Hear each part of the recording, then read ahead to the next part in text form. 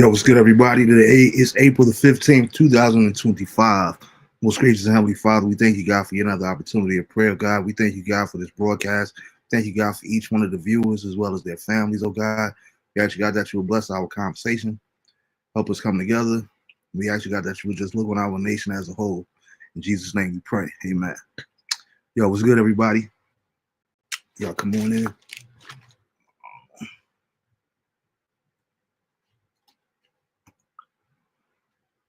As we get ready to get started. Oh, boy.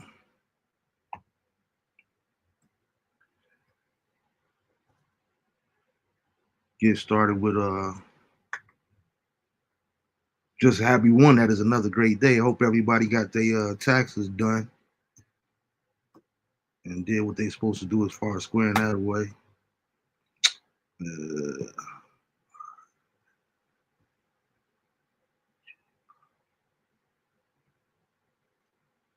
All right, so I can't use my secondary computer.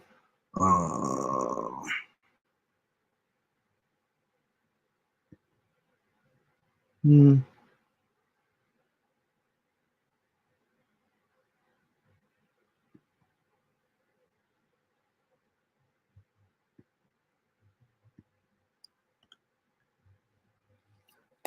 All right, there we go. Had to update the date. Let me know what y'all watching on, whether it be Facebook or YouTube. Again, thank you. Please go ahead and subscribe to the YouTube channel. That's the Marvin Bennett Jr. Show. We're gonna be going over there full time. I'm not sure the date yet, but shortly we will be going straight YouTube and won't be doing it on Facebook no more. Facebook, for some reason, decided not to start taking our videos down. I don't know if you guys noticed it, but they're taking the videos down off of Facebook.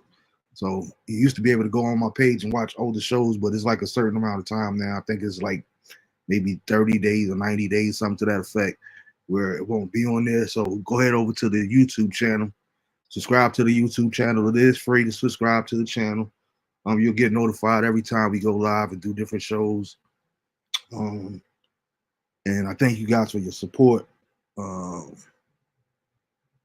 as well. I want to say there was quite a few born days this previous week. I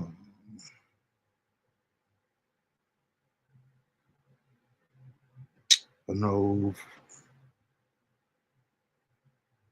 I want to start off by saying to Mother White, happy born day to Mother White. We love you. We thank God for you and your life.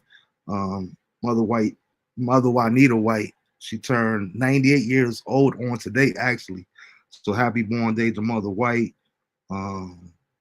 Happy birthday to the beautiful Jonetta Siegel, Pastor Van Freeman Sr., the beautiful Shay Johnson, my girl Keisha Pearl Watson, Miss Sephora Scott, my man Hot, back on my ramp days. Happy born day, bro. My sister, Love Dearly, Jackie Longville.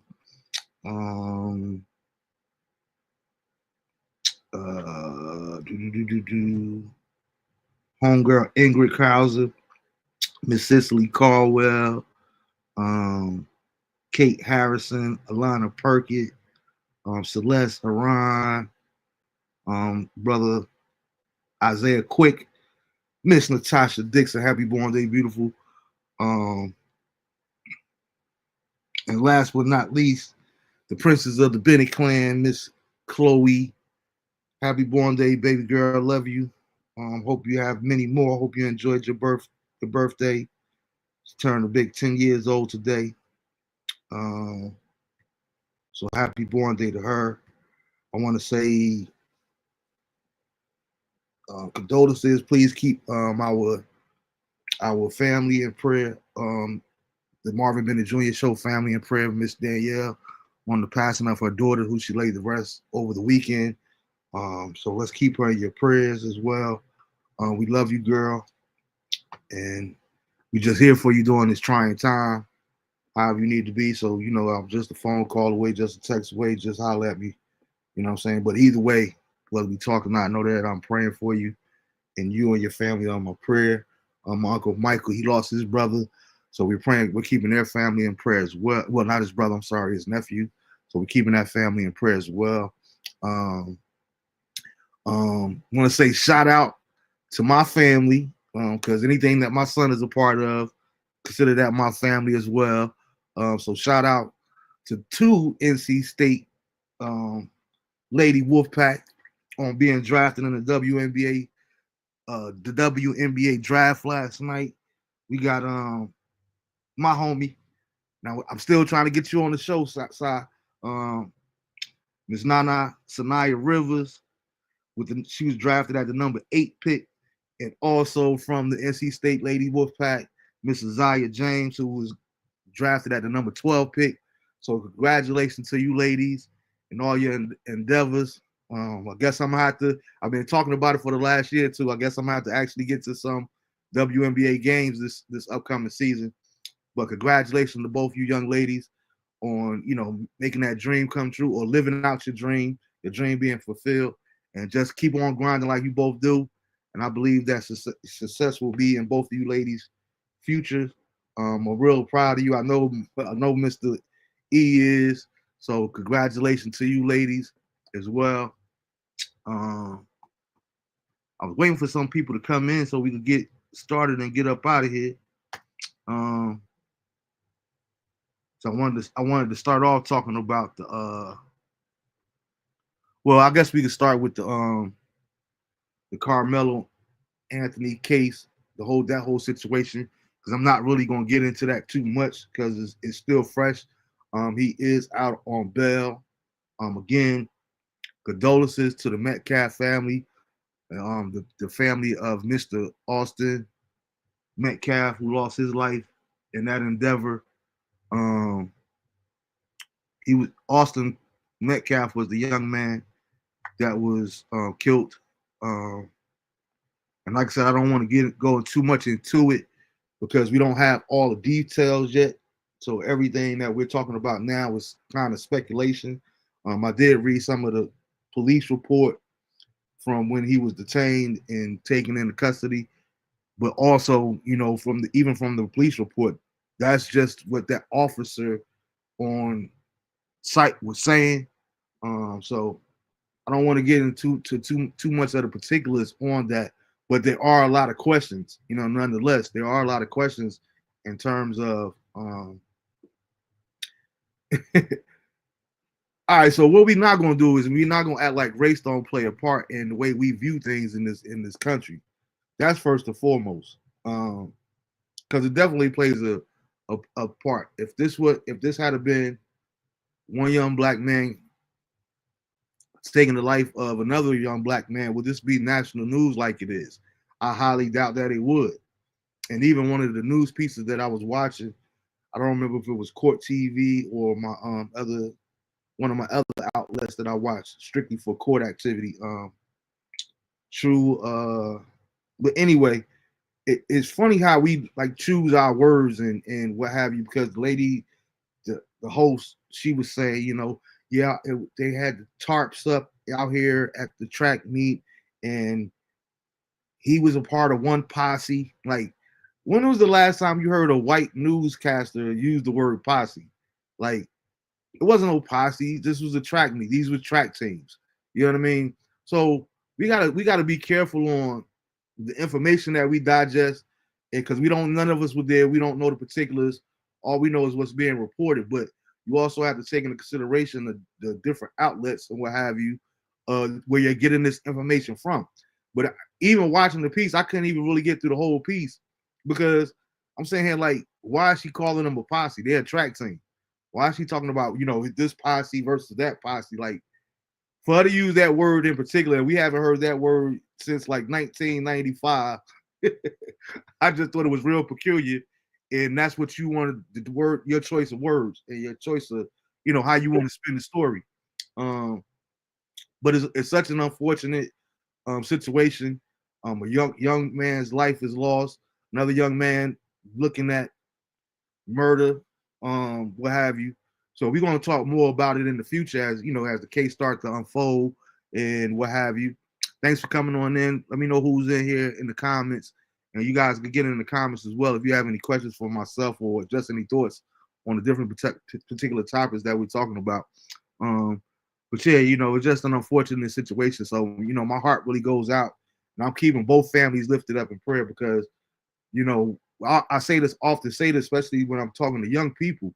You have to take into consideration, and you have to also realize that you as an individual, you can make a decision, but your decision, the decision that you make will cause, it has a trickle down effect on everyone else around you and everyone that's impacted by that life. So this young man, he made a decision, whether it be self-defense or whatever the case may be, to take this young man's life. Now that's a choice that you made, but it doesn't just affect you. It affects the victim. It affects the victim mother and father, his twin brother. It affects your mother, your father, your brothers and sisters, as well as the community, the people that love you, the people that know you, your classmates. So there are literally hundreds and hundreds of people that are affected by the one decision that you make. And we have to be very careful and very mindful of that when, when it comes to making choices, even us as adults. It doesn't just apply to young people.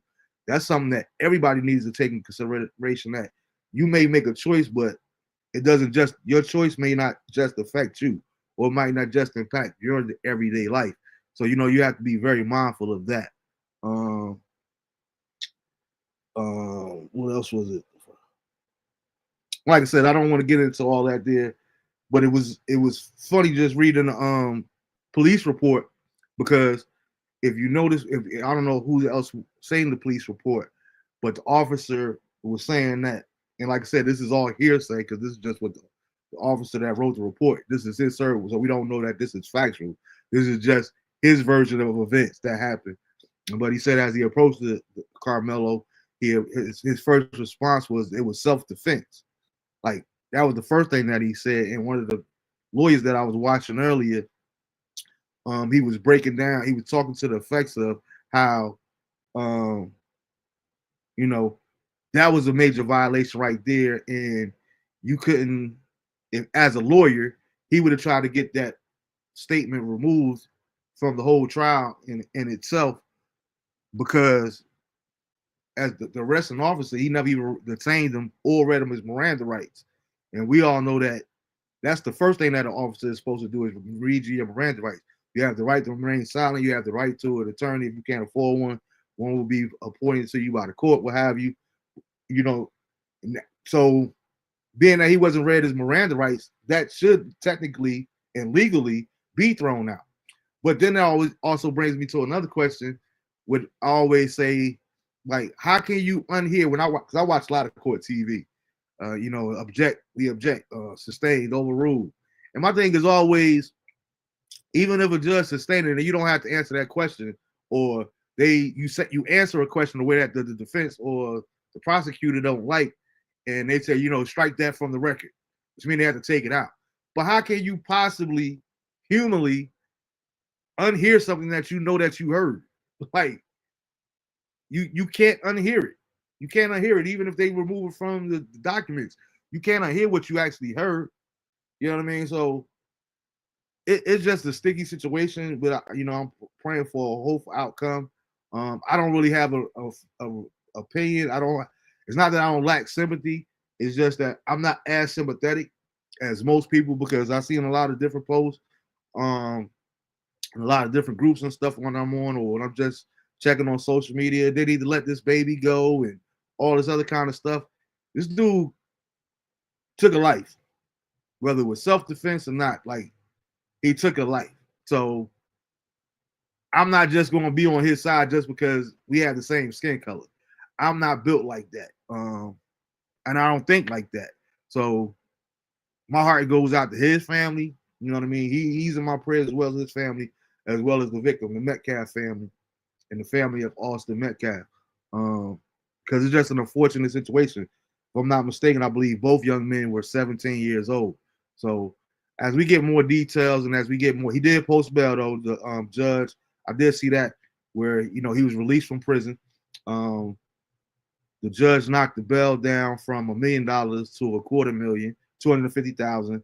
So he was released either yesterday or today, um, recently, but he's no longer in prison, and he has to, abide by the court rules. He has to check in with her bailiff every day. I mean, every Friday until they go to trial, or he'll be reprimanded back to the facility. Um, but as we get more information, we'll discuss it further on down the line. But I want to keep a close watch to this because it does have a racial impact, and in the country that we live in, everything is racial, so to speak. Um, so yeah, that's that on that particular situation. And I made a post. I was hoping somebody had came in so I could have some dialogue with somebody. That's why I'll be needing y'all to be in the comments, because that's what really makes the show. Other than that, it's just me up here talking, which I don't necessarily like to hear myself talk. I like to have conversations and converse with other people. Um, so I need you guys, especially for the the next part or the main part of the show that I wanted to talk about. Um, which was it's prime season. I've been seeing a lot of different people going to the prom. Oh, shout out to the nephew too, Mr. Junior, on his birthday. He celebrated his birthday today, 21 years old. Um, man, this computer is tripping. I can't get no action. Pause.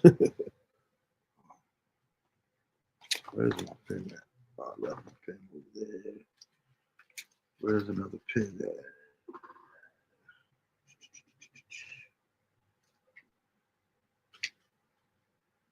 So that I can mark off as I go along. I don't know. Oh well. What else do we have? Prom season, gender roles. I really want to talk about that tonight. No, I definitely don't want to talk about that by myself. Um, be intentional. I could do that another time as well. I need interaction for that as well. Mm, yeah. So, shoot, look like we're gonna be getting out of here super early today because I don't see anything in the comments and I don't have anybody to go back and forth with. But I wanted to discuss. Oh, I could do that while everybody's coming in, or until people come in, rather. Let me get it pulled up. So years ago, I had a, my mind works a little different, what have you. But I thought it would be cool to do my obituary, you know. And the thought came from, we often see people at homegoing services where they're, you know, oh man, they would have loved this or their favorite color. Every time I see their favorite color, and I always, wonder, my comedic side, it was always, man, I wonder how many people up in heaven or in the afterlife, whatever you believe in, like, man, I never told you purple was my favorite color, whatever the case may be. I couldn't stand that food or, all these different things. And I'm like, I would want to be one of those people in heaven, so to speak, with, having this same conversation with the people that I'm having with in the afterlife. Like, man, look at these fools down there lying on me, acting like they knew me. We wasn't even close like that. Different things like that there. So I said, you know what? One way for me to nip that at his bud is let me go ahead and write my own obituary. And it was I did it on, so 14 years ago, I did it on April 15th, 2011. So of course, there has been changes since then. um, but I'm gonna read it as is, as I wrote it. Um, just for the sake of that, I didn't go back and edit it or revise it since I initially wrote it. But We could get. I'm gonna read that before we get up out of here, or until people come in the comments, so we can discuss the other topic of the prom and that whole situation. Um, but okay, so here you go. And you guys can let me know what you think of it as well, or chime in, or you watch the playback. You could give different context or different things that you want to share. But again, I want to thank everybody for what I've on the original post that made their comments and told me what I meant to them and the impact or what they thoughts on me doing my own obituary. And I'll probably read some of those too if I still can see them. Um, Facebook memories be tripping sometime or what you can see, what you can't see. Um, but here you go. This is my obituary. It said, why would someone write their own obituary? For me, it's simple because I don't want no one at my funeral talking about. I know he would have. If you are reading this, then you are family or friend. I don't have no associates on Facebook. You know what I mean? So, so you definitely know that I can be a bit crazy at times, and I always wanted my own version of Live in Color or the Marv Show. Go figure. Here it is. We're talking about this on the actual show years later. Um, to make fun of us, church folks, and things just like this particular topic. I often wonder how many people are in heaven watching their funeral as it goes on, saying, that ain't how I feel. I would not have enjoyed that. I would have never wore that. I would have never said that, etc. Thus, this is the purpose and the reason that I'm writing my own obituary. The thought of my funeral, uh, the thought of my funeral in itself is funny to me because I can only imagine the wildest range of people that will be there in attendance. Anyone, hold up, the wildest range of people there anyone could imagine. I laugh as I can see you all looking confused, wondering if you're at the right place as someone talks about the blessings from God they receive as I've spoken certain things into their life as the Father instructed me to, while they're followed by someone telling a story about 4 or 5 of us going through an ounce in one session. Still funny to me. I'm sorry. Uh, See, look at church folks saying, like, I know he loves music, but what kind of instrument is the oh? Okay, so for full context, and when I wrote it, I said oh, but I just said ounce, but I said oh in the writing, so I'll explain that. um, okay, so let's get serious. My plan is to try to send each of you my fondest personal memory of us together or of you, but generally speaking, I'm glad that all you guys were in my life. To my VPF family, Victorious Praise Fellowship, thanks for accepting me and my family as your own. You guys have made life in North Carolina that much better.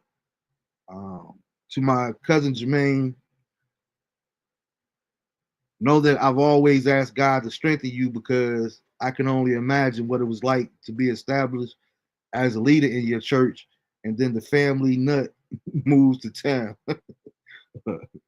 To my Continental Airlines family, we took some great trips together and took spades to a whole nother level. Shout out to my boy Tahi Brisbane, my number one partner all those years. Shout out to Majid, who was on the show a couple weeks ago. My man Torrance, Kareem, my man Jalil, Fernando Jules. Oh man, there's so many memories and so many different. Rest in peace, fool. My man Tyrone Barnes, Mo Day, Mo Hawkins. So many. Miss Fanny. Um, but we took space to a whole nother level. Rough Rider Nations, where you at? Um, you know how we feel. Rough Riders for life.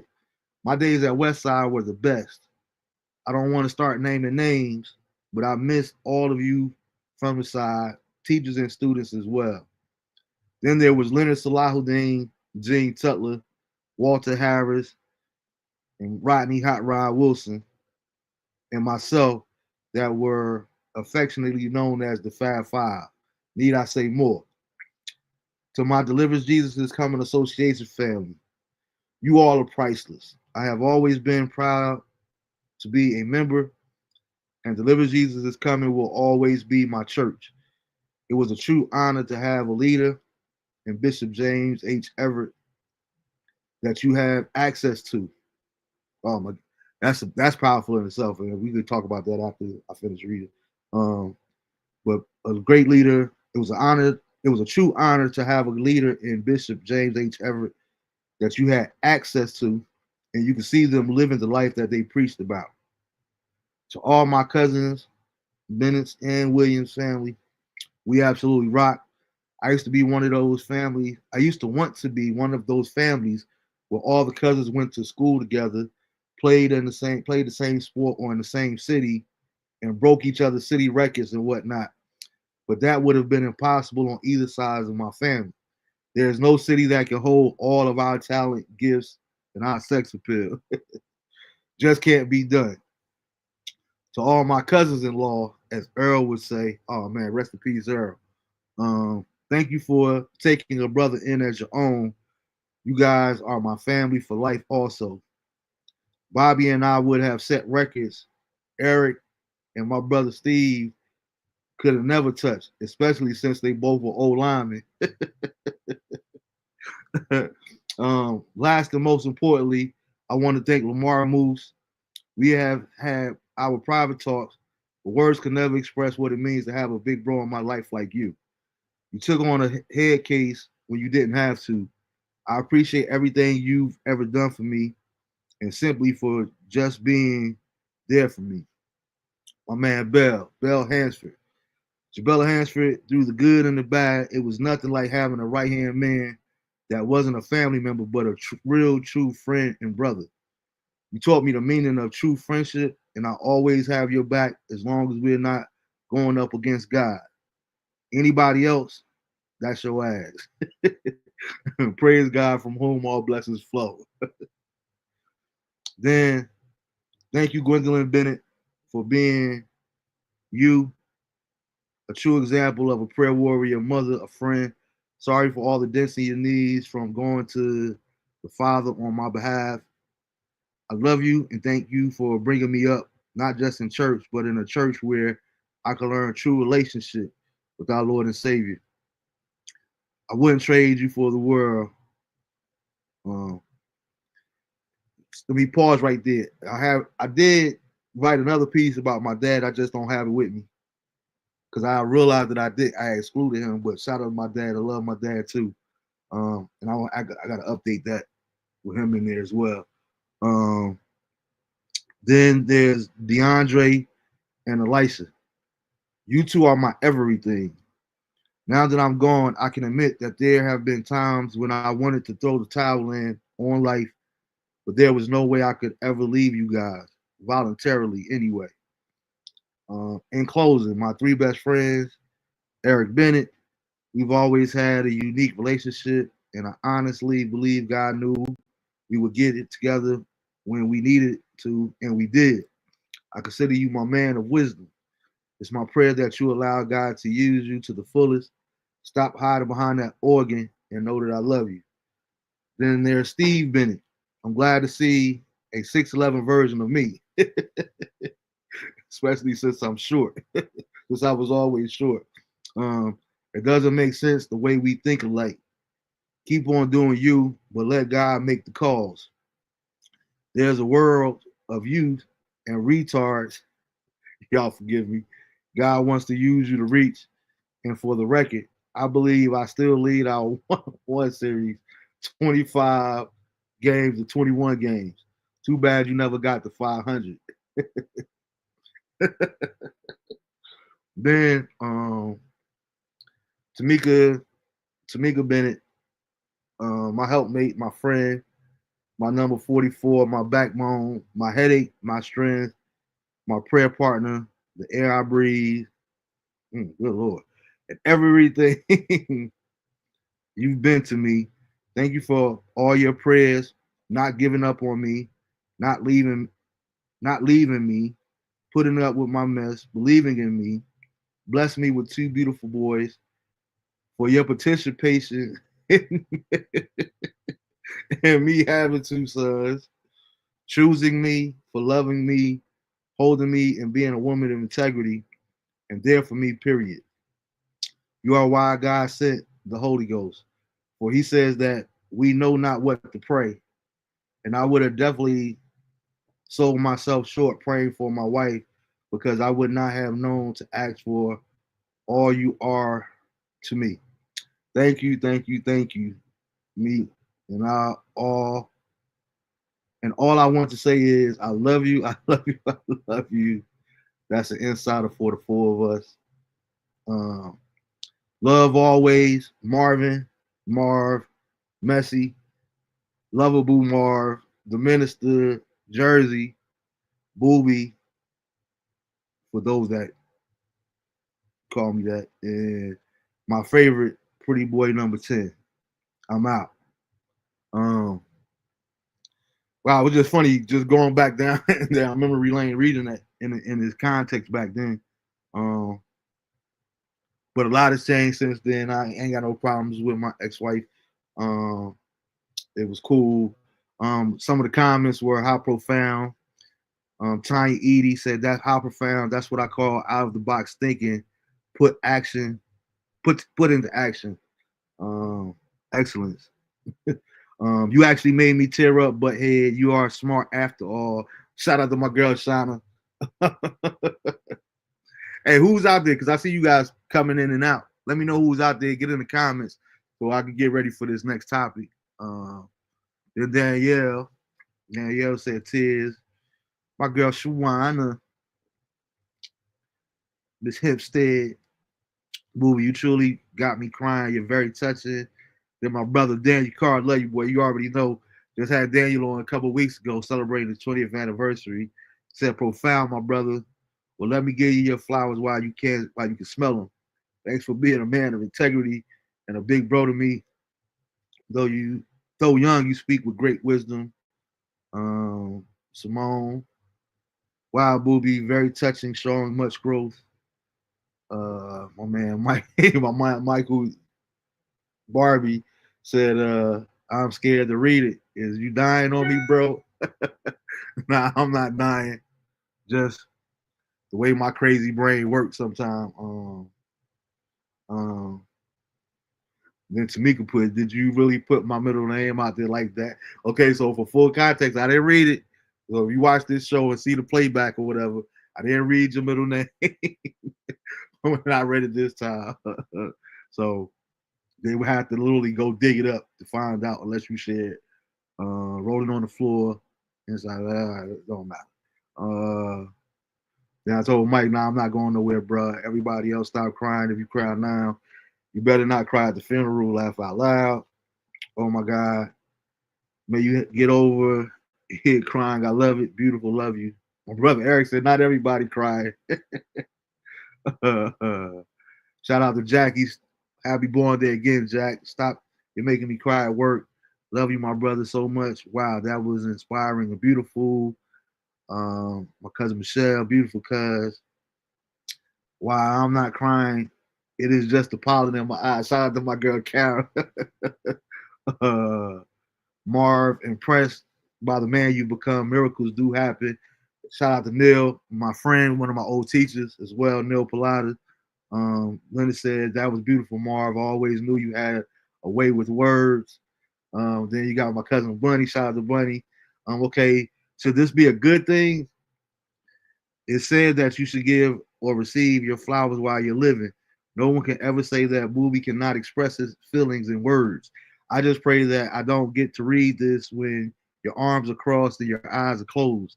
I don't want to sound unset, but why not a thank you note to friends and loved ones? Sorry, I'm not with the obituary thing, but I love you. Shout out to Ben. Mar, yo, so how you gonna put something like this out? You got a brother getting all emotional on the real though. I think it is important and touching and impressive thing you ever put together. I think it's the most important and touching, impressing thing that you ever put together. I know I told you this before, but let me say it again. I'm proud of you. Enjoy Nona, my Nona. She said, movie. I enjoyed reading this. The older you get, the more you look like Dad Bennett. Love you, fam. Shout out to my grandpops. Um, continue to rest in peace. Um, yeah. So again, it was just something that I figured I like to do. I like sometimes I get in my head. I was having a discussion. I tell people I'm one of the people. Um, I'm very comfortable with alone time with myself. I like my own company, so to speak. So something like that is very simple to me. Just write down how you feel.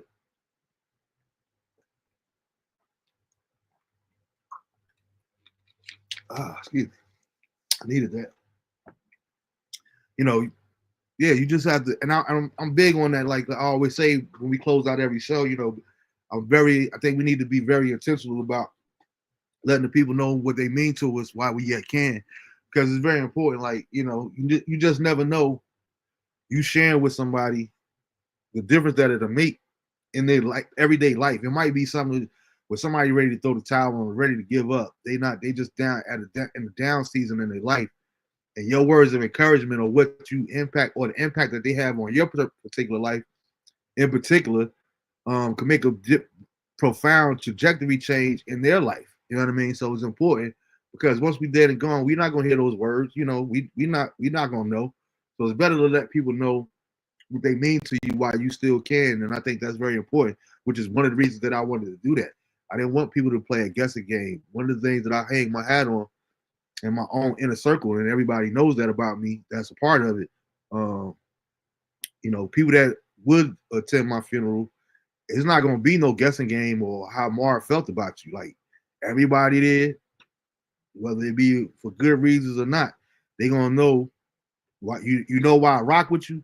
You also know why I don't rock with you. It's never no guessing game. I don't believe in that. You know what I mean? So it's not down the middle. Either we good or we not. But you're gonna know why if we're not, and you're gonna know why if we are good. So I'm just big on that, and I think I would like to see a lot more people do that instead of wasting each other's time and energy on focusing on these type of things when you don't have to assume or you don't have to guess if you just share these things with people while you can. I think that that's very important. Um, Again, I don't see anybody in the comments, so I guess I'm gonna get ready to get on out of here and go watch some of these this playing games. I don't care about the Eastern Conference. I get into probably watch the Western Conference, see what's going on there. But I wanted to talk about the post because it was a lot of different comments and what have you in there, but I didn't want to talk about it by myself. Um, I wanted to have, like I said, I wanted to have a conversation with you all about it. Um, but I don't see anybody in the comments. So we'll save it for another time. But it was some great takes in the comments, and the views have been going crazy. So like I said, we'll talk about it on a different time where people can't post comments to some destination. I know that. I don't know why that just came up, but yeah, that's pretty much all I had. We got Good Friday coming up. We also have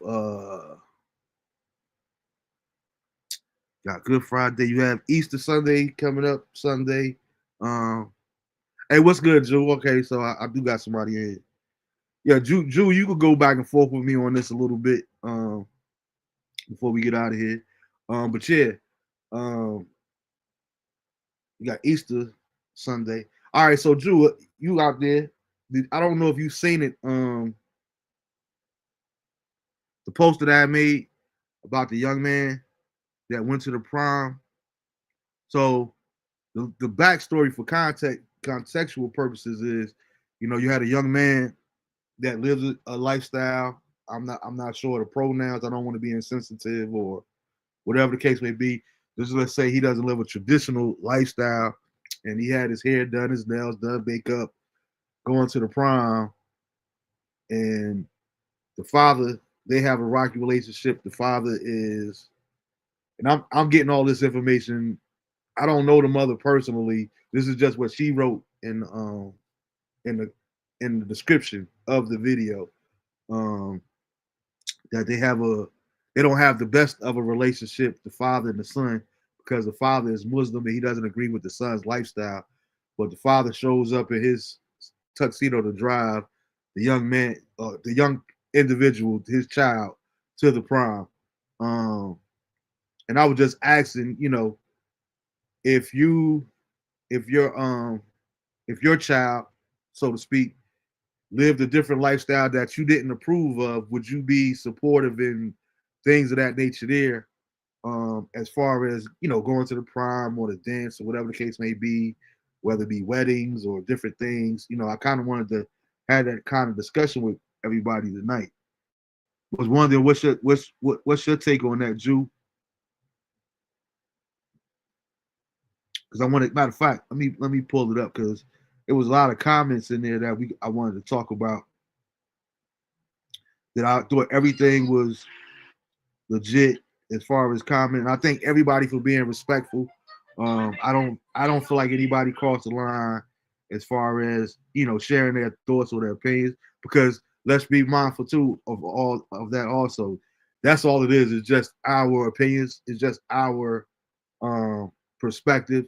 You know what I mean? It's not law, like by far. Like, and that's something that really irks me personally. That we don't know how to, at this, especially at this age in life, we all don't know how to agree to disagree, but still love one another. Like, I think that that's very capable. I think that that's very doable. Just a lot of people don't really want to do it. You know what I mean? I would never cut off somebody for based off of their opinion. Like, that's just not me. I can't do that. Like, I see it all the time, and I don't judge anybody that does that. That just doesn't work for me, because what it does for me is, if you cut me off because I think that you're whack for playing basketball, Jew, because I'm a football player, and I just can't do that. I ain't got the energy for that. Whether it be Democrat, Republican, baseball, football, basketball, male, female, all this other kind of stuff. If I go back and forth, is if I'm really dead a relationship that we built up over something that minute, it just shows me, from my perspective, from my vantage point, how much our relationship actually ever meant to me. You know what I mean? So is that's just my take on that there. So I'm not that type of person. But I think everybody was kind of, for the most part, was respectful, whether they agree with it or not agree with it in that there. So Drew said, bro, it's no way I was doing it. Yeah, I saw it. I can't agree with that. I always love him. He can always come over, but don't bring no partner with you. I'm very sorry if agree with it. If agree with it. I'm telling you is right. No, sir. Oh, I guess you're saying if I agree with it, I'm telling you it's right and it's not. So no, sir. All right, yeah, I can respect that, Drew. And then some of the other comments, he goes some of the other comments. Rory said that this is unconditional love, which is why I titled the show, because that word kept coming up. Jonetta said he showed up as a father. Allah knows his heart. Um, Chris Turner said foolery. This is agreement and endorsing your son's lifestyle. He can no longer say he disagrees. Um, then Toy responded to Chris. Toy Campbell, shout out to Toy. Toy responded to Chris. It looks like unconditional love as a parent is supposed to give. People agree to disagree daily, and that should definitely be the concept in a loving family. Um, then Chris responded to Toy. Toy, only God and mothers give unconditional love. Love and acceptance are different as real men understanding them. As a father, I will always love my son, but I will never accept nor endorse this type of behavior. Sort of like what you're saying, Jew. Then Toy responded, I'm pretty sure God, our Father who art in heaven, expects fathers on earth to love unconditionally as well. Also, he showed up to support his son, not endorse or accept his lifestyle. Denise said, you have to love your child or grandchild for who they are. Shanae Jones, what's good, girl? She said, God does not like the things his children do, but he never leaves us nor forsake us. The same principles apply to us as parents. If you think for one moment God isn't tired of us and our BS, but he still wakes us up every morning with blessings. I thought that was my favorite out of all the comments. Not being biased, but I really love that one. Mo said, he's still that boy's father. Nothing trumps that. Katina said, we want God to forgive us, so we must be willing to forgive others. Jackie said, that father is amazing. That is unconditional love. What a brave young man. I would do the same for my child, grandchildren, and any child. Be the change. Kay, what's good, girl? She said, I had to accept it because I love my child unconditionally, and as a Muslim mother, I have to let Allah be the judge and me be a reminder of the true way. Also, because I sin differently doesn't make her sin any different than mine. She's always going to be my baby. I have to respect her decision and love her as she is the woman that she is becoming. Um,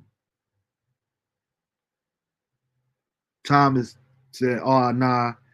And yo, what's good? And said at the end of the day, he's still his dad, and love conquers all. Ryan Miller said, "Nope, not a chance at all for any reason."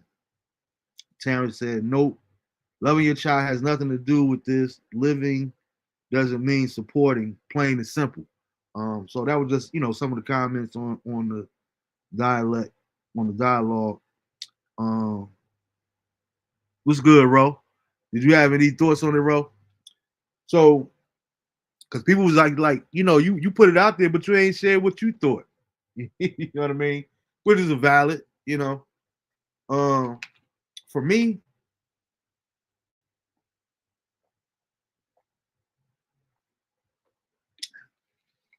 it's two levels to this. I think, and this is just my perspective. Uh, I think that with age, it comes wisdom, understanding, and I think the older that we get, we have a little bit more grace and a little bit more tolerance for different things. The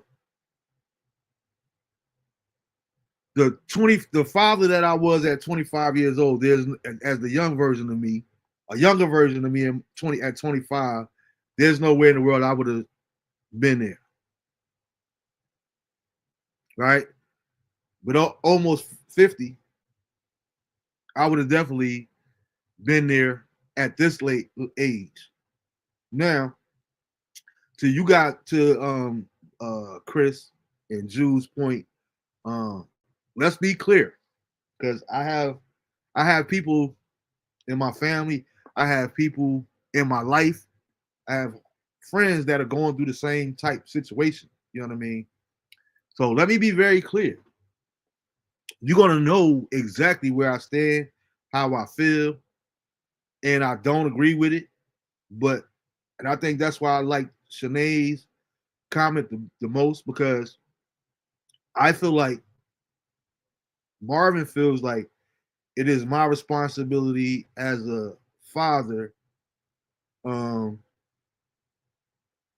to love my child to the best of my ability, the same way that I see God as loving me. Does that mean that I condone everything you do? Absolutely not. Um, like she said, God never leaves us nor forsakes us when we're living in a world of sin, whether we're living for Him, whether we don't acknowledge Him. It doesn't change the fact that His love toward us. And I think as a believer, I believe that that's my duty. This is just my person. This is not theology. This is not religion. This is just my personal feeling on that. I'm supposed to implement God's love toward my children the same way God displays His love for me. That He loved me in spite of myself. He loved me in my mess. He loved me out of my mess. He just loves me. Um, which is why I asked the question for tonight's show: can we love unconditionally? Me personally, I don't believe that it sounds good in theory, but I don't think that any of us love unconditionally. You see what I'm saying? It sounds good in theory. It sounds good, but can we truly love someone unconditionally? Whether it be a partner, whether it be a child, you know what I mean? Um, and then everybody has a different take. You know what I mean? Everybody has a different upbringing, and most of the time, our scope or our lens, our point of view, is based on the upbringing that we're familiar with. You know, the way that we were raised in our household, and it made me think about. And here's the reason why. Just to give you a little context, and I'll get back to it. But this is the reason why I say 25-year-old version of me absolutely wouldn't. The I don't this version of me, I'm gonna be there to see you off. You know what I mean? I'm not saying that I would have got a tuxedo and drove you to the prom and all that did and all that, but I would have been there for your moment. This is one of your biggest moments as my child. So I'm gonna be there for you. Uh, Again, I think those are two different words, and they're two different words. I always say this: Webster exists for a reason. There's a difference between support and endorsing. You know what I mean? I'll be there to support you as my child and as a father, but I'm not endorsing what you're doing or whatever the case may be. That's your life to live. And people are quick to say that when, especially in this climate that we live in, where we're talking about sexuality and those type of choices there. But you don't see those same people that have that position. You don't see people say, well, nobody at 15-year-old come to their parent and say, you know what, Dad, I decided I'm gonna become a heroin addict, or Mom, I want to be a junkie for the rest of my life. And we don't, if in that same context, you don't say, well, you know what, baby, I'm gonna love you unconditionally regardless. You know what I mean? You might not need to do the drugs in my house or whatever the case may be, but you will always have a place to come and all that. And I know I already hear, y'all out there saying, no, Marv, that's different. No, it's not any different. It's just that you're looking at it differently. You know what I mean? Everybody loves come with unconditional love. You got parents that have put their children out of their house because they don't want to live by their rules. Doesn't mean that they're stop loving a child. What is that unconditional love? Do you have a free reign to do whatever you want to do, however you want to do? No, that's not the world that we live in. You know what I mean? But we want to have our cake and eat it too, so to speak. And I don't look at I think things are much more simpler than that. Um, Julian said if you notice, I said I will always love him, but I know I can't do it. That's his child though. The father faith said otherwise to me. Hey, Drew, I'm glad you pointed that out, because that was something that I paid attention to too. His disposition. The father didn't say nothing, but he looked like he didn't really want to be there, which is why, me personally, even more so, I give him kudos, because it looked like he was fighting within himself to be there in that capacity. So again, the fact that you would put your feelings aside and your beliefs aside for the sake of your child, I salute him. I commend him. I'm not saying that he did right. I'm not doing it wrong, because, like I said, this is all just opinions. But I did notice that too, Jew. Like, his face was like, I would rather be anywhere else in the world than to be here right now. I'm not saying that that's how he felt, because I don't know. But like you say, like they always say, a picture is 1,000 words. It tells a story. His disposition, the way he was standing there, the way he was, it didn't look like he really wanted to be there. But he said, you know what? It ain't about me. This is about my child. And sometimes we make those type of decisions for our children. The reason I was saying that, our upbringing plays a big part into it too, because when we went to Westside, did you go to our prom? I don't remember. I don't remember if I seen you at our prom or not. You probably was too hood for the prom. But did you go to our prom, Jew? Did I see you in a picture of the prom? If you went to the prom, who did you go to the prom with?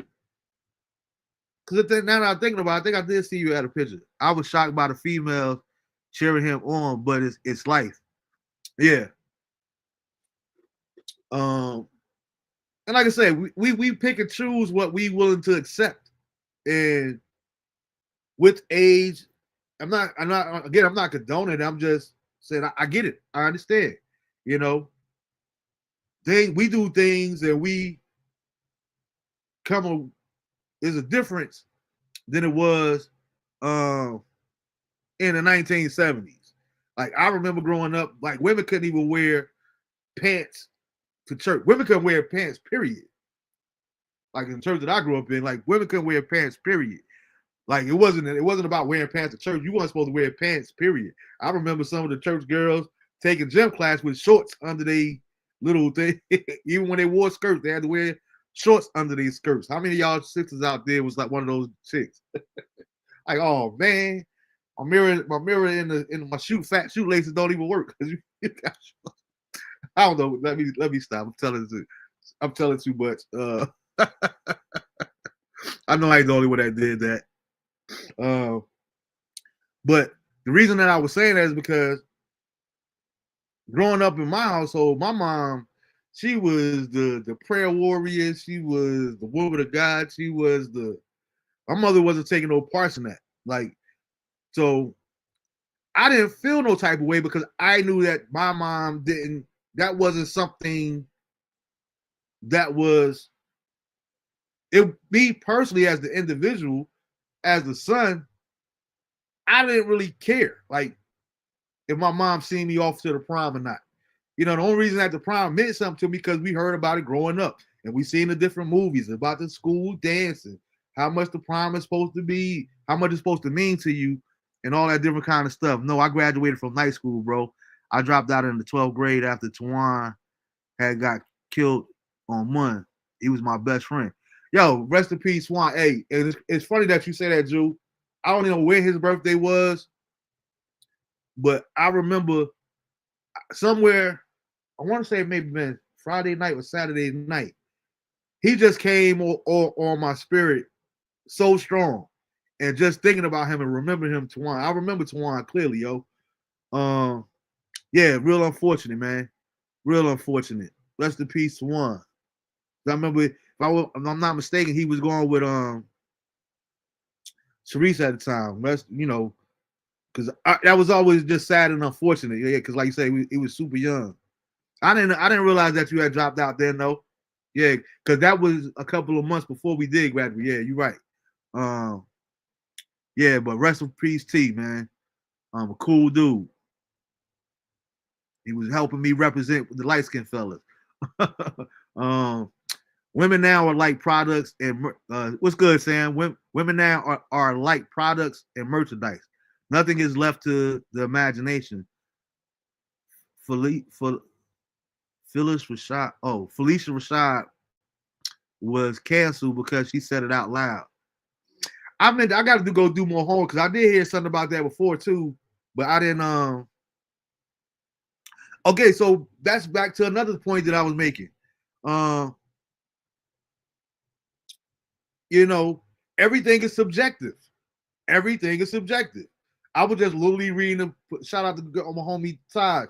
She had just posted something over the weekend or yesterday or maybe today to the same effect. Like at what age do we stop going out here half naked? And like, I would never want my daughters or my grandchildren to see me looking out here and I got my titties all out and booty up, revealing and all that there. Some people like, no, I'm still look good for my age. I'm a 40. So it's all subjective. It's all about that. To your point, Sam, like you said, Felicia Rashad said, a lady, you could be fully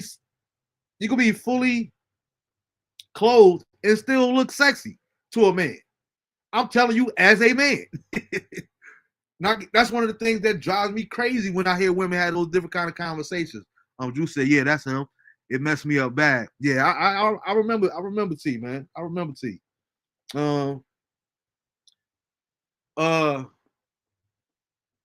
Like, yo, stop doing that. When women, well, we wear the eyelashes and we wear the makeup and we wear the hair and whatever it is for y'all men. That's what y'all like. We don't do that. Y'all looking at them and you looking at the Beyonces and this and that thing. Okay, that's because they're on television. That don't mean that I want you looking like that. And it doesn't mean that if you don't have that, you don't look good or you're not beautiful, you're not sexy to me. Stop telling me as a man what I think is sexy. Just say that you want to wear fake hair. Just say that you want to wear fake nails. Just say that you want to wear fake or put makeup on, whatever the case may be. Cool with that. But don't be telling me that you're doing it for me as a man. And I'm telling you, those things don't turn me on. You see what I'm saying? Like that, oh my goodness. That's a whole nother conversation for another time. This generation is too social media based. Everyone looks for likes for validations. Girls now put their skirts down every 2 steps. I agree. And that's the thing too.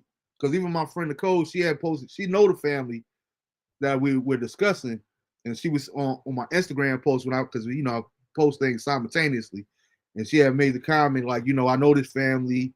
The father wouldn't take him to the prom. He was there to drive or whatever the case may be, whatever she said. But please I know these people, so please be sensitive, or I forgot how she worded it, but don't come out of pocket with all that there.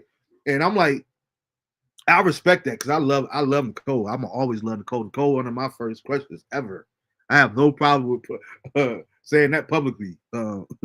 But again, that's what you would like to do, and I think people will.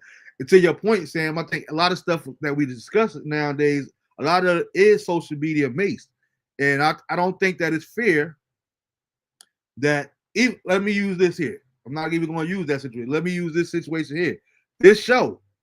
There's nowhere in the world I could do a show where I come on and make myself accessible to the public, where people could see me all across the world on a weekly basis, but then tell them what right they have to critique me. You see what I'm saying? Like, that's not reality. That's not reality. I got one thought, Julius. I got one thought. If something is an abomination to God, let's look at something. Would one go to a same-sex marriage and knowing what his belief teaches him or her, even if that's family or not? What, Nicole? Nicole Walker? No. No, Nicole, my girl too. That's my sexy chocolate, Nicole Walker. Hey, Nicole. No, I was talking about another girl, Nicole. I went to elementary school with though, Drew.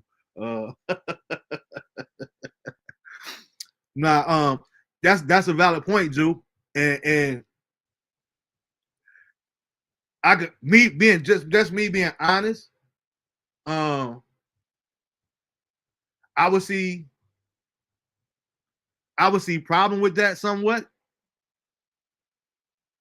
Going to a same-sex marriage, but I don't know that I wouldn't go.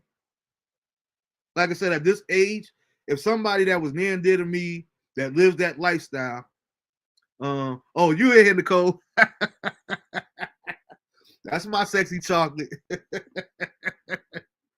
But it's like,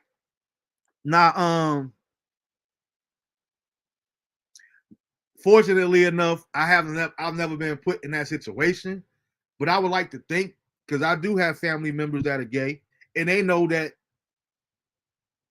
that's their life. What you eat don't make me, you know what I'm saying? And I can believe how I want to believe, but I think that I would literally, yeah, you're right, Drew. He said this convo could get very sensitive, and that's the whole point. That's why I'm trying to be careful in picking my words, because I look at it like this, right? And it's like, I think it's so sensitive because we're talking about sexuality, but I apply that same scenario to I try to incorporate that in every aspect of life for me, right? So let's say my child plays lacrosse. Just because I don't know anything about lacrosse and think that is a stupid sport or whatever the case may be, would I not go to a lacrosse match or for them for senior night or whatever the case may be? No, I'm gonna go there. There's been times where I went to see some of my nephews wrestle. Now, one thing I hate about wrestling is, like, high school wrestling and those different things there, is that I know nothing at all what I'm watching. It's like the one I'm about to unfollow you because of the name, Nicole. um, that is I know nothing at all about wrestling. I don't know what I'm looking at, but I know that it means something to my nephews to be able to look after the matches and see me there. So I'm there for them. It's not about me or what I think is appropriate or athletic and all that there. So it's not about my belief system. So I would like to think that, yeah, I possibly would attend the same-sex marriage if I was invited. You know what I mean? So I would think so. I would think so. Now that doesn't mean that I agree with it. You know what I mean? Like I said, with age and things are different. You know what I mean? I think when we have more knowledge and we have more wisdom, I think that kind of defines our decisions. And with the point I was going to make earlier, it was I remember again, my mom didn't see me off to my prom and all that kind of stuff there. Like we went down to Linda's house and we did everything at Ella's house because I knew that wasn't my mother's lifestyle or whatever the case may be. So I didn't expect her to be a part of it. Oh, my, come on here, take pictures and what have you and all those kind of things. You know what I'm saying? So I never looked for that or expected that validation or my mom to be there to support me because I know that wasn't her cup of tea. So I wasn't expecting it, nor did I care. I didn't really care when it came to going to the prom, whether my mom seen me off or going down to Rodney house and going down to L house to get dressed or what have you. So, you know, that was just me though. Like that really didn't mean anything to me because I knew that my mom doesn't necessarily want me going to the prom, whatever the case may be. Or I don't know how she really felt about it. You know what I'm saying? To be honest with you, would you say by you going, it will say to some that you endorse it? There you go, Drew. But you gotta remember, we talking about Marv. Like, I don't care what people think. As vain as that may sound, I don't care whether you think that I'm endorsing it by me being there. If example X is the person that I'm going to support, I promise you, like when I was reading the obituary, they already know where I stand on their sexuality. I don't believe in it. I don't agree with it. But that's your life to live. Just like I said again, when we remove sexuality from it, if you're a junkie, if you're an addict, I still love you. I don't agree with it. I don't support it. But I still love you. That's your life to live. That's your life to live if you're alcoholic. That's your life to live. You see what I'm saying? Now, I'm not proud of it, but would I be there for you if you have a birthday party or something like that? Absolutely. So I don't like to think that is any different when it comes because of sexuality, because it makes us uncomfortable, so to speak. I want to be there in any capacity that I can to support somebody that I truly love. And by me being there to support it does not mean that I endorse it. I'm not getting up doing no Soul Train line at the reception. I don't even know if I'm going to the reception. I might just show my face for the ceremony and be out. You know what I mean? Do I look at that as endorsing it? No, because the person that is directly impacting, they know how I feel about it. So I don't really care about outsiders, how outsiders may see it, so to speak. You know what I'm saying? Sam said, you hear about the Ghana preacher who killed his wife after the wedding, after finding out. Yes, man. Now I wanted more details, Sam. Matter of fact, man, we can talk about that next week.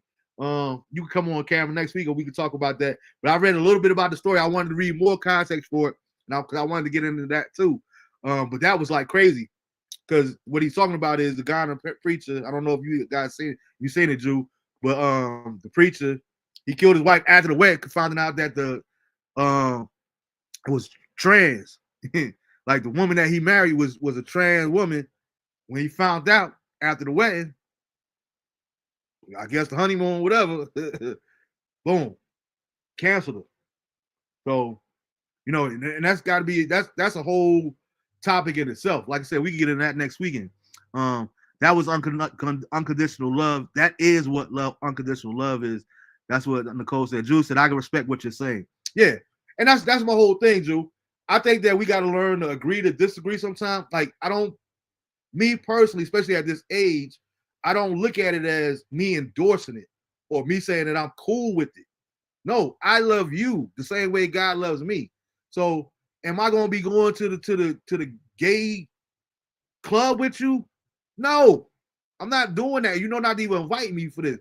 But I understand when people want you and they love. Prime example, right? So it doesn't always seem sexual, right? I remember when I got married, right? At my wedding reception, we know how it is at the wedding reception. You have the traditional first dance where my father danced with my wife and I danced with her mother. Then you're supposed to switch off and you dance with your mother and you dance with your father. She dances with her father. You know what I'm saying? So we did the first dance, and then when we got around to me dancing with my mother, again, my mother is Miss Holy. She's Miss Sanctification. She's Miss Salvation. My mother was like, nope, nope, nope, nope, nope. I am not dancing with you. And I used to laugh because I used to watch my wedding tape on my wedding anniversary every year. Like, even after I got divorced, like I was still watching, just to go down memory lane, you know. And I always remember seeing this at the reception, and all I see is my hand like this because I'm literally like going off on my mom, like, yo, you're embarrassing me. I know that you can't, this is the one you can't simply dance. Like, I don't think that God is going to block you from going into heaven because you have one dance with your son on his wedding day.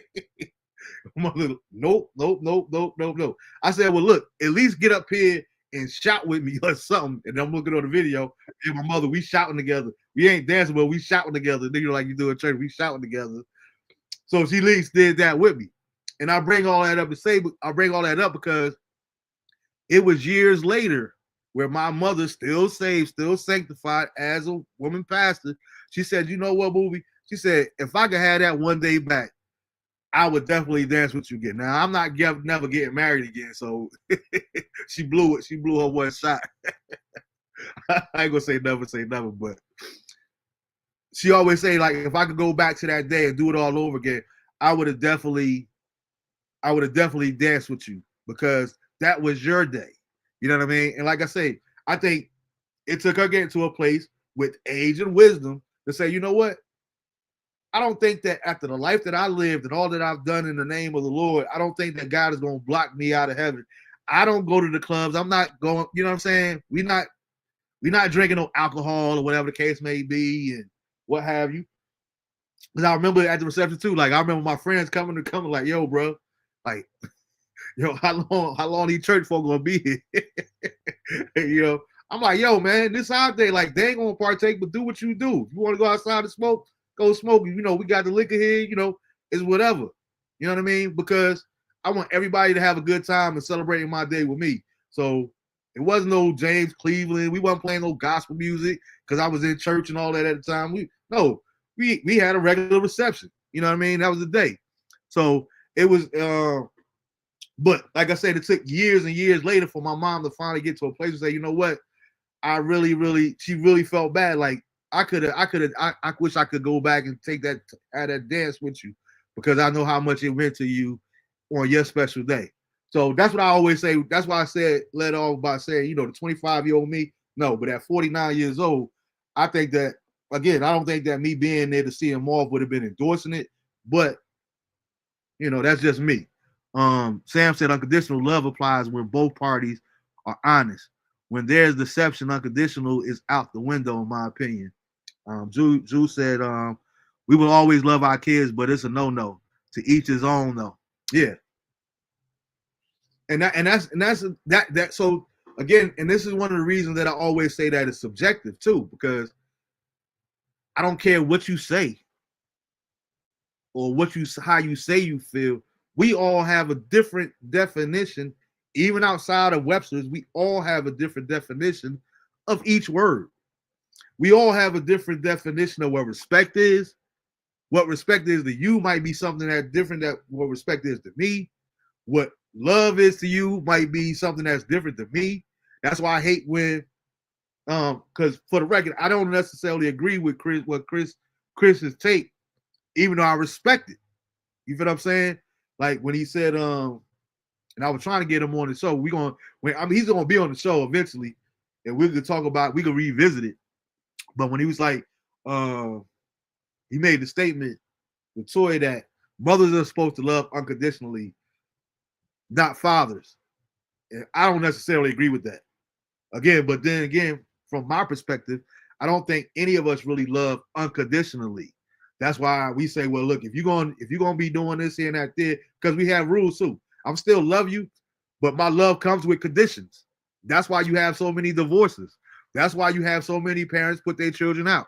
That's why you have so many, all these different things. It doesn't mean that you don't love them, but I don't think, me personally, I think God is the only one that can love unconditionally, because the word unconditional means without conditions, no matter what you do, I'm going to keep on loving you. And it sounds good in theory, but a lot of times we don't love unconditionally. We stop loving people when they get on opioids or whatever the case may be, because they live a different lifestyle sexually than we approve of, or whatever the case may be. So those are conditions. So by default, you're not loving them unconditionally. You still love them, but it's not unconditional. Because if it's unconditional, the love would never change. But the moment we say, you know what, I got to put up these different parameters, that goes unconditional out the window, in my opinion. That's just my take on that aspect of it. But like I said, with age comes wisdom, and I think that helps redefine the way we scope things, the way we see things, because it's even like with church, Drew. Always, and I've learned this in my early years of ministry.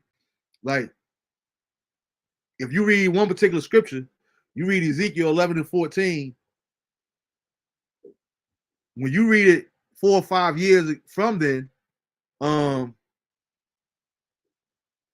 it doesn't change the meaning of what it meant 4 or 5 years earlier, but it should have a different meaning as time goes on, in my opinion. Because there's been times where I read a scripture and then I go read it again later, and it means something. I'm taking on to something. Now I don't negate what I got from it the first time, but now it's expounded upon, because time and wisdom has a different impact on how I perceive it, my relationship, all those different kind of things there. And I look at it like life situations sort of the similar way. Drew said, we don't love unconditionally yet. We are a work in progress. I agree. Me personally, and I said that, like I said, I'm not saying that it can't be done. Just my personal opinion, though, I don't think that any of us could love unconditionally. I think only God can love unconditionally. It sounds good in theory, and these words that we use nowadays, you know what I mean? But I don't think any of us as human beings, and jokers, is like, I don't think none of us could do it. It sounds good, but I think that unconditional word is one of those words that we're attracted to. It sounds sexy, and we love to throw it out there. Oh yeah, I love my child unconditional, and you know how it is. Every 4 or 5 years, or sometimes months, especially like growing up in Jersey, he's like, every time we start, I remember, them right there, boy, them was butter. Like, we always had a different word for everything. So with time, words and context has meaning. You know what I mean? Me and my youngest son, we always laugh about that now. Like, he always capped it until he was able to break it down, and I learned what it was. When I first started hearing it, though, people always talking about, man, he capping. I'm like, yo, he a shooter? Like, in our era, Drew, we heard capping. I'm thinking that was like a shooter to us. You know what I mean? Oh, this mug, he like playing with the guns. You know what I'm saying? So it brings on a different meaning and understand. So I always try to take that into consideration and all that kind of stuff there. But thing with time, things change. Sometimes they do, sometimes they don't. But I respect your position, and I respect what you say. Just like everybody else, we all see it differently. You know what I mean? But like I said, I think even when it comes to like the simple words, like forget unconditional love, I just think we all have a different definition of what love is. That's one of those other things that irk me real bad too. When you have people always talking about, well, a real woman does this, or a real man does this. No, that's your version of a real man. I remember this was years ago when I was in Little Rock working at the hospital. Shout out to my man Luther. I don't even know if he's still alive or not. Older cat though. And I remember him telling me, one thing about being a real man is, let me tell you something. There's three things a real man do every day. Old deacon in the church too, but we worked together at the hospital. We didn't go to the same church. He says it's three things a man do every single day. He said he shaves, he reads the newspaper, and he has a cup of coffee. That was his three things that a real man does every single day. And I'm like, all right, Luther, by your definition, Marv will never be a real man because I'm not shaving every single day. And I don't drink coffee at all. I think the last time I ever had coffee was when I was like 13, 14 years old. I don't drink coffee at all. I don't want no cold coffee. I don't want no hot coffee. I don't want no kind of coffee. No espressos, no nothing. I don't do coffee at all in any capacity. And I literally have not drunk coffee since before I was in high school. Like, so I had to be 13, 14, somewhere around there. But that's your definition of a real man.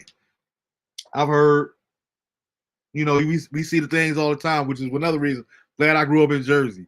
Well, a real man wouldn't let his lady get out and pump her gas. All right, good. That's why we grew up in New Jersey, because ain't none of us pumping the gas. So there's that. But that's your definition. A real man, he opens the door for a lady. No, that's the way you feel. Your definition of real. But I don't like to do that because I don't know what it takes to be a real man or a real woman. I could just be the best man that I could be. I know that I'm real. So your definition of what a real man is doesn't define me as a man, because I don't really care about your opinion or your take on what it, you know what I mean? I don't live by other people's parameters and every other people's definitions of who I am. I don't let that dictate how I move. And that's just me. And I could be wrong, could be right. I'm just being honest. Me and one of my friends, we always had this debate back and forth. Because I won't say argument, but go about it, and we would talk about it, and they would always tell me, Marv, you got to understand that perception is reality. And that's one of them things that I strongly disagree with it too. You know what I'm saying? She pimping the gas and I was rolling the blunt. She pumping the gas. You know what I'm saying? And that's the way that's called teamwork, Drew. That's called teamwork right there. That's teamwork to the fullest. What was I saying? Oh, they were saying, like, I was saying, I don't agree with that perception is reality, because just because you perceive Marv to be a certain type of way doesn't make that my reality. It could be your reality, but how you perceive me to be doesn't make it my reality. You know what I mean? And I don't care how you perceive me to be. I got to be true to my own self. I got to be true. And I think about the coach said that's BS. What, the pumping the gas? The pumping the gas? So you think that a man should always pump your gas? Like, well, you live in Jersey too, so it don't apply to you either. But is that what you're talking about? Is BS? I want to know, Nicole. And it's like, I swear I'm not gonna that's what I was asking to do. What's BS? Come on, if you can, come on camera, Nicole, so we can talk about it. let me know if you dare to come on real quick. I don't even want to open that can tonight, because as far as gender, because I actually wrote that down too. With, like, why do we put so much emphasis on gender roles or what have you? And I like oh my God, one of my fun debates is on gender roles and equality, so to speak, from Webster's dictionary. Pumping the gas is BS. All right, so and this is call me naive or stupid, right? And Drew said I could be pumping the gas and she rolling the blood. No problem. It's like I don't know. I don't get it. Like, help me. I'm a little bit too naive. Help me understand a little bit better for context. Like, if you're riding by yourself, you don't have no problem with pumping gas, do you? If you was to live in one of those states, would you? Or would every time you needed gas, would you see somebody going in the store to pay for their gas? Excuse me, sir, would you pump my gas? Because I'm a lady and I shouldn't have to pump my gas. Like, how does that really work? You know what I mean? Like, I'm being so serious. Like, or if we both have a vehicle, just because I'm the man, I'm supposed to take your car to the car wash, the car that you drive, the car that you dirty up, just because I'm the man. You know what I mean? You said, yeah. When you going to talk about gender role, we gotta get one. I ask for help. All right, so you saying that you do ask for help every time, like if you out of state, if you down in North Carolina or Maryland, a state that you got to pump your own gas. You ask the dude to pump your gas for you. Like if you in the car by yourself, you don't pump your own gas. You ask a male to ask post. I almost put diesel gas. That's different. You might not need to be pumping your own gas. I'm so glad the Lord looked out for you that you didn't put no diesel in your car that take regular. Because you would have been, oh my God, thousands of dollars out from just trying to correct that mistake. So in that case, you might be right. You might not need to be pumping your gas. I'll be on the gender role segment. All right, yeah, let's do it. Let's do it. Because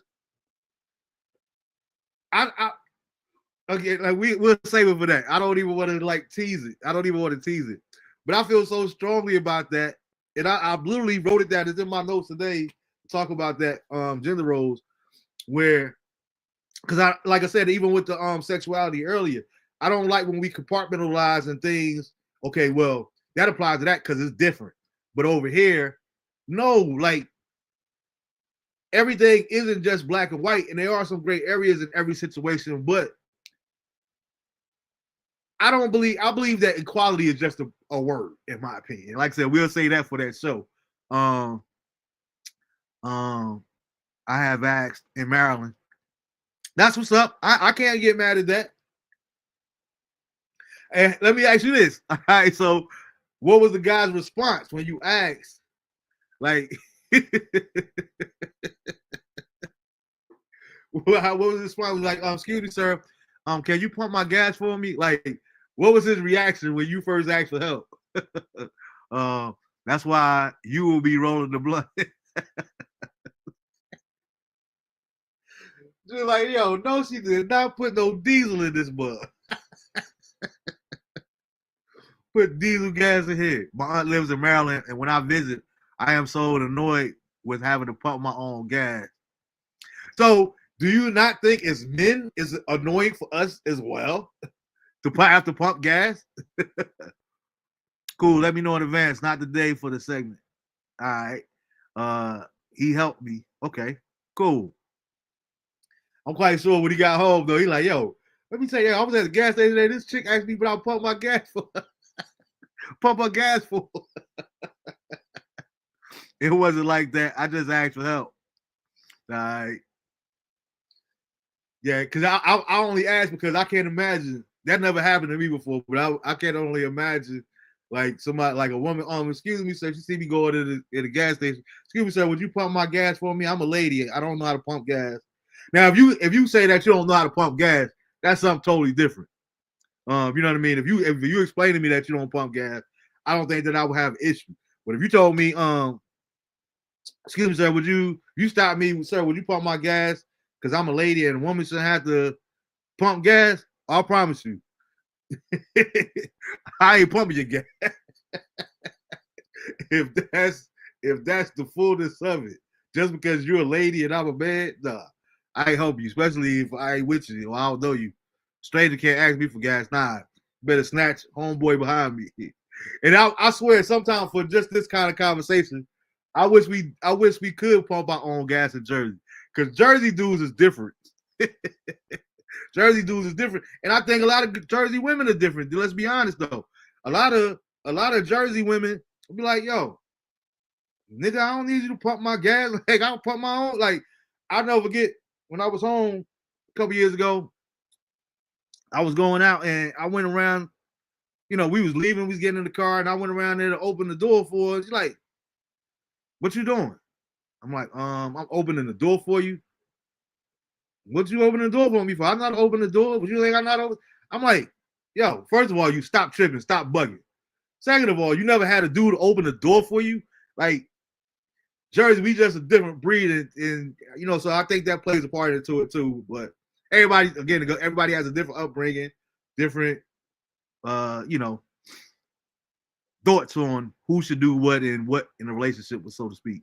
Didn't really consider how y'all feel about it. It's how you ask, not just demand it. Yeah, that's why I said I agree, especially if you give me context. If I was still smoking, I would have gave you a pack of back. You know. Oh my God, Jew. I'm glad you don't smoke no more either, boy. I could never do no backwoods. Them things is the devil. I can't. No. Not no backwoods. Nah, I would never not want my man to open the door. She must have been hood.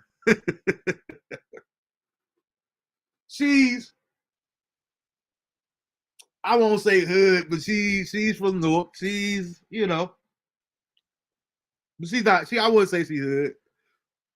All us from the hood ain't hood acting, so to speak. You know what I mean?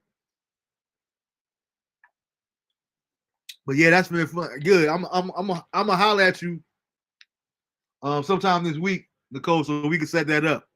But yeah, we definitely got to get fire on that one, Drew. Like we did the last time. I want to get maybe two ladies and another fellow for myself, and we can actually have that conversation. You know what I mean? What the hell? Nah, she's rough. Nah, she can hold her own. She a lady. Well, my girl, like my Adele giving you the same comment on Def Jam. I'm such an effing lady. She an effing lady. She just, like I said, she for the hood. Like she, and it's more or less so. You're not accustomed to. That's another thing you got to take into consideration. You're not accustomed to things that you're not used to. If you're not used to men opening up the door for you, then why would you expect that? You know what I mean? I would never. Man, that's up to Drew. That's up to Wayne. Going to bring all the smoke. I'm telling you. I already know. Nicole, hey, talk to him. Drew done been on a couple times. I've been telling them that they've been trying to get him back on. People missing Drew. You know what I'm saying? I keep telling them, yo, Drew got an open invitation. Anytime you want to come on and chop it up, he's more than welcome. But yeah, man, I definitely want to do that. Yeah, but man, we can ready to get up out of here.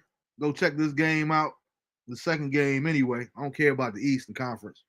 But again, shout out to my girls, Sanaya Rivers, Isaiah James, for Zaza and Nana for making the WNBA on their respective teams. The number 8 and the number 12 pick in the draft last night, first round. So I'm real proud of them. Glad to know them and be associated with the Lady Wolfpack. So salute to you, ladies. And I'm definitely gonna be at some of them games. I'm gonna try to get to some of them games, no matter where you guys are at. We'll figure something out. I know Lysa be going to some of the games, so I figured out with him. You know, come show some support. And shout out to my cuz too. She's like alumni, biggest fan. My cousin Marie. So I know she was happy and excited last night as well. But yeah, we're gonna get out of here. Everybody that's out there have a say. I don't know yet. Still waiting to hear back from a few people. I might have them Knicks ain't going nowhere. Lakers and 6 against. Yeah, yeah. We gonna trust me. My Knicks, we are trash, but we ain't as trash as you and y'all prima donna. That's why I think about you every time I see a highlight. I'm like, how'd you a Laker fan, but you don't like LeBron? That's an oxymoron. I know you be catching it all the time. But yeah, we gonna see these playoffs getting started. What I was gonna say was I'm not sure yet. I'm waiting to hear back, but we might have a pop-up show Sunday, which is all Easter Sunday, but it's also 420. So we might have a 420 edition. I'm just waiting to hear back from the people that'll be participating. We might actually do a pop-up show on Sunday evening, probably around 6 or so. I'm not sure yet, but that'll be the work. But either way, everybody have a blessed Good Friday. Happy Easter Sunday. And also let's have a happy and safe for 420 for those that participate. Like I said, we might actually do a little pop-up show. I'll keep you guys posted throughout the week. If we're gonna do it, I'll probably make a post about it Friday and give you guys a time for sure for Sunday. But and we just gonna do that day. It's gonna be a 420 edition. I seen one of the ones, I seen quite a few posts saying Jesus rose on high on Sunday. We're gonna see who gonna be who put Easter Sunday on 420. All the different jokes around that did, and it's like that's I want to get in that too if we do that show because I won't say sickening, but it is kind of disturbing.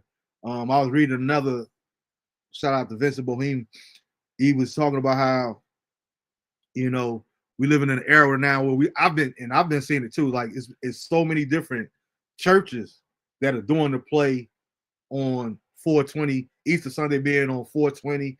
We're gonna come and we're gonna get high together. But they're not actually, like you said, like there you go, Drew. That's like another perfect example. I think it's more or less of a play on words. Do I agree with it? Absolutely not. But are they endorsing getting high? No, they're just playing on the word. We're gonna all come get high together on Sunday. It will be no weed in those services. It's just that they using a play on words, so to speak. So are they endorsing smoking? No, but they're gonna play on words because everything is about clickbait now and catchy phrases and whatnot. Do I agree with it? Absolutely not. Let's keep the main thing. Keep that over there and this over here. But I do want to talk about that because, like I said, I have been seeing a whole lot of churches trying to tie the two in for these Easter Sunday service, and we're gonna come get lifted together and all these different play on words. And I'm like, like y'all doing the most now. But I'm also one of the ones that don't necessarily agree with people coming up in here with the Air Force Ones, polo shirt. Just that's not my cup of tea. When I go to church, I still dress like I'm going to church. Yeah, I don't have to, but I just think for me personally, it's not about a right or wrong. I'm just saying for me and my personal convictions, I still do that because I come from an era, not because that's how I was raised. I'm old enough now to think for myself.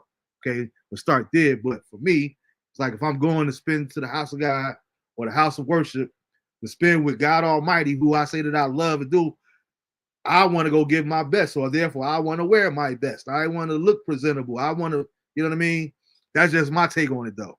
And I know that ain't everybody's, but it's just funny how, like I said earlier, things change over the course of time. We have a different level of grace. We have a different level of understanding, so to speak, because you wasn't seeing all these, you wasn't having, it wasn't no such thing as dress down Sunday in the 80s.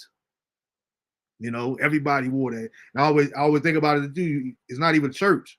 I go back to even, when you look at the Negro League games, and when we just had the blacks in baseball, the Negro League, you would see people in the 20s, in the 30s, with they Sunday's best to go to a baseball game. They wasn't going out there in no jeans and sneakers, and they dressed with they talking about they dressed with the fines on. So, things evolve. We have different perspective on all these different things. So, like I said, I'm gonna get back to y'all on that. Lakers ever since '86. All right, so man, you supposed to be got to stop hating on y'all King, man, King James out there, man. Stop hating on him, bro. Man, that boy, he get fouled every time just walking in the arena before the game even start. He getting hurt. But yeah, man, I appreciate y'all hanging out with me tonight. Take care of your families. Love on them while you can. Whatever that, however you define that. But yeah, man, it was good talking to y'all.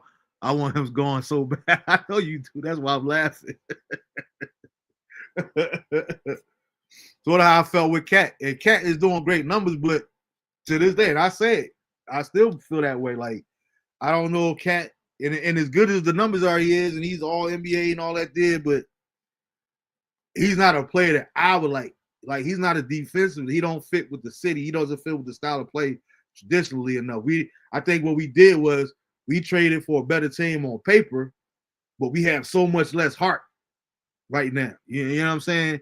DiVincenzo, Julius Randle. I wasn't a big Julius Randle fan at all, but he was like the embodiment of New York. Like, you know, so that's a whole different conversation. Like I said, we probably get into some sports too if we come on Sunday.